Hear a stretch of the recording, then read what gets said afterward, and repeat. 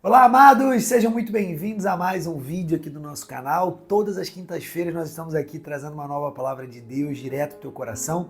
E hoje nós vamos dar sequência à nossa série Para Cair, Basta Estar de Pé, onde estamos refletindo sobre alguns personagens bíblicos que caíram diante da intimidade, da presença de Deus e precisamos entender o porquê que isso aconteceu, como prevenir e entender os próximos passos a partir daí. Amém? No último vídeo falamos sobre a história de Salomão, como foi a queda de Salomão. E hoje vamos falar sobre mais um personagem, inclusive da linhagem de Salomão, que aconteceu algo bem similar, porém por motivos diferentes. Vamos lá. Se você puder, abra a sua Bíblia comigo em 2 Crônicas, capítulo 16, versículo 7. Vamos lá. Antes de a gente começar a leitura, não esquece, se você ainda não é inscrito aqui, já clica aí no sininho e se inscreve no nosso canal para que você receba novas postagens toda vez que nós tivermos novos vídeos. Amém? Vamos lá. 2 Crônicas 16, 7, assim diz a palavra de Deus. E naquele tempo, Anani, o vidente, que nessa tradução aqui é vidente, mas é o profeta, Anani, o profeta, veio até Asa, rei de Judá, e disse-lhe: por que tens confiado no rei da Síria e não confiastes no Senhor, teu Deus? Por isso o exército do rei da Síria escapou da tua mão. Não eram os etíopes e os líbios um exército muito grande, com muitíssimas carruagens e cavaleiros? Todavia, porque confiastes no Senhor, ele os entregou na tua mão. Porque os olhos do Senhor correm de um lado para o outro e por toda a terra, para mostrar-se forte em lugar daqueles cujos corações são perfeitos diante dele. E nisto agiste loucamente, portanto, desde agora terás guerra.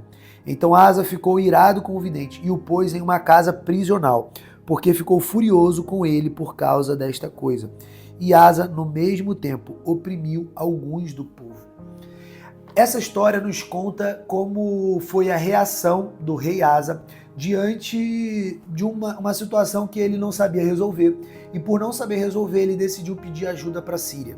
Então, só para a gente entender um pouco mais o contexto histórico nesse momento, o rei Asa foi um rei que era tataraneto de Davi, então ele foi um rei que, de fato, ele estava seguindo os caminhos do Senhor no início do seu reinado.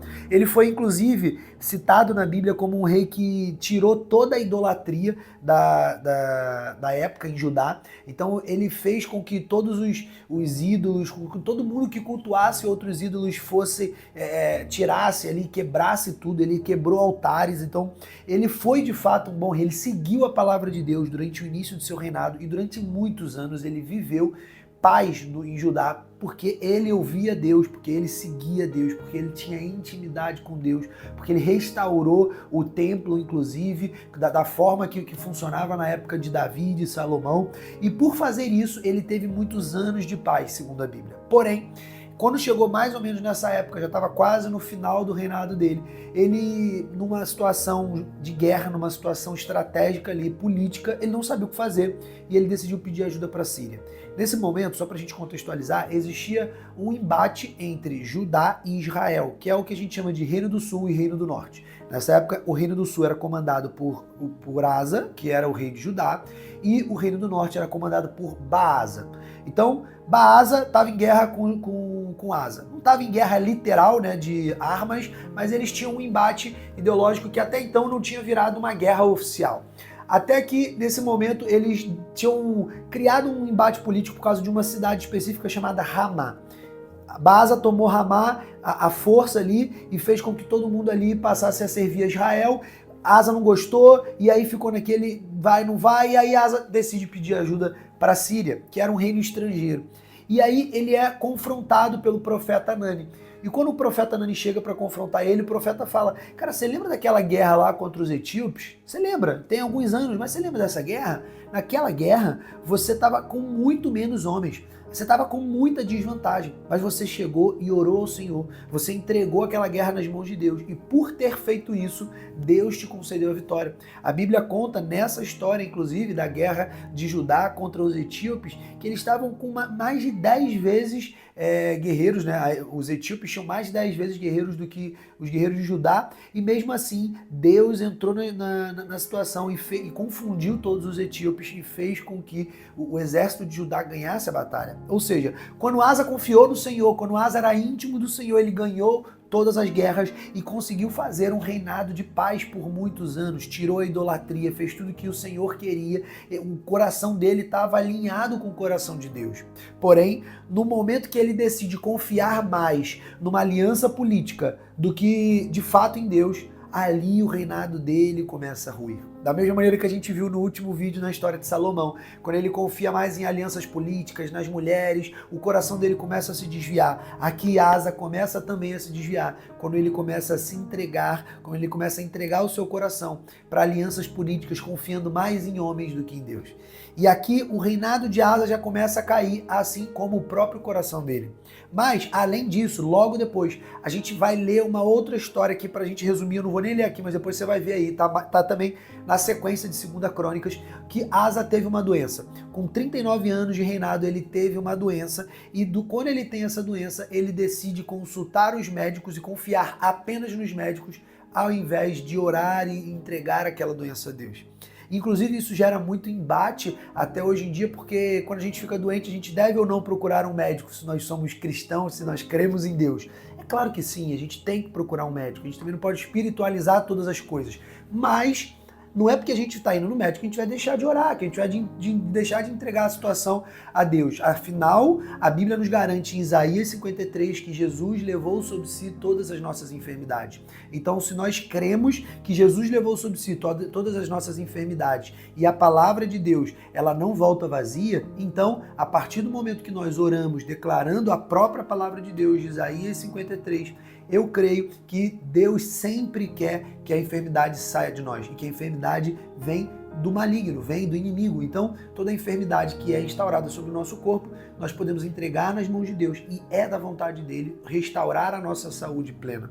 E a partir do momento que nós cremos nisso, entregamos isso na vontade de Deus, é apenas uma questão de tempo para que Deus haja e restaure a nossa saúde. Agora, Asa não fez isso.